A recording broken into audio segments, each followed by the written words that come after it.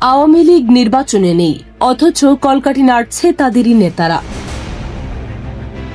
2026-এর নির্বাচনে এই silent factor কি বদলে দিতে পারে সব হিসাব নিকাশ? দল কুণ্ঠাসা হলেও মাঠ ছাড়েননি নেতারা।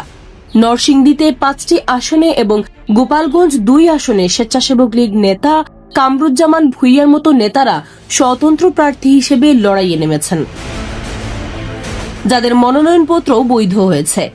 চমকপ্রদ তথ্য হল, গণ অভ্যুত্থানের পরেও দেশে এখনও 14 থেকে 19% নীরব আওয়ামী ভোটার রয়েছে, যারা এই নির্বাচনে জয় পরাজয়ের তুরুপের তাস হতে পারে।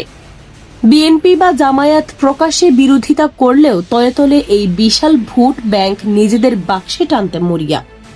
অর্থাৎ নৌকা না থাকলেও মাঝিদের দাপট কিন্তু কমছে না। আর স্থানীয় সম্পর্কের জেরে এই স্বতন্ত্র কৌশলে কি হতে যাচ্ছে আগামী রাজনীতির নতুন ট্রাম্প কার্ড?